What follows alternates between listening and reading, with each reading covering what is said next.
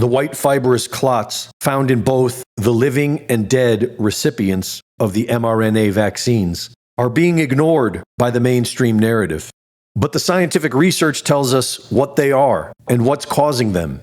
Greg Harrison and Thomas Haviland joined me for a full breakdown, which you can see on my Substack. Clotting is a natural way for the body to heal wounds, and the fibrin produced to form blood clots is smooth and soluble.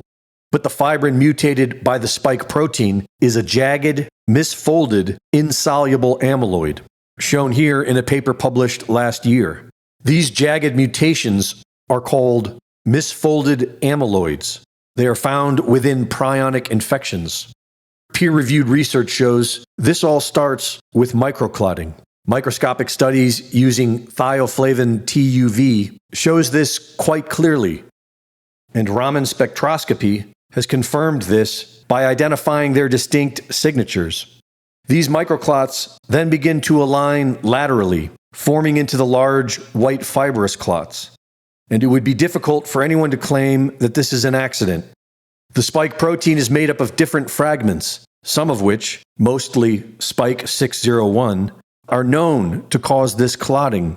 Proline, which is added to the spike protein, is a kinker protein, meaning it causes the misfolding we see in the clots. When analyzed for amino acids, proline is the most prevalent one found in the clots.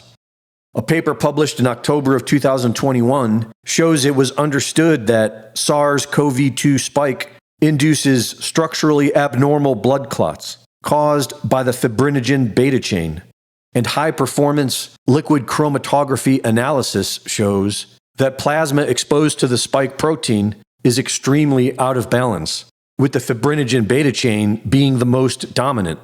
Another contributing factor is phosphorus. Inductively coupled plasma mass spectrometry has shown that these clots have 4 times the normal amount of phosphorus.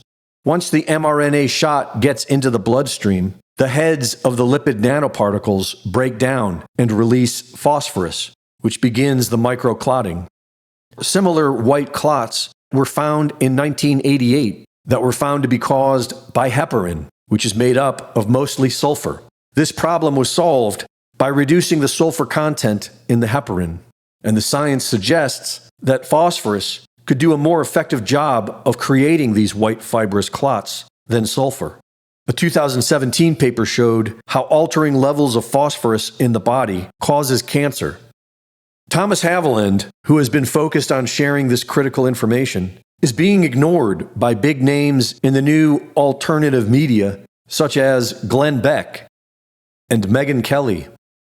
Last year, he gave Tucker Carlson and his producer information and samples, but they won't speak to him. Just a few months ago, Clayton Morris was on Tucker Carlson's podcast and briefly mentioned them. The white fibrous clots that we're seeing, of course, all across the United States now, the massive white fibrous clots that we're seeing from people living and dead, that undertakers are seeing in the United States at record levels. They've never seen it before. Where are these?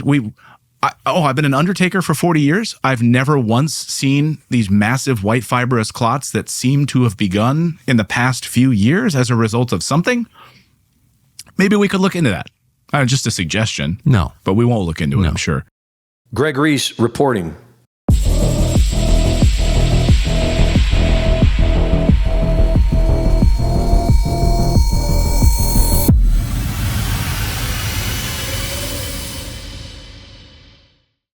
The Reese Report is now fully funded by my Substack subscribers. Subscribe today and support my work at gregreese.substack.com.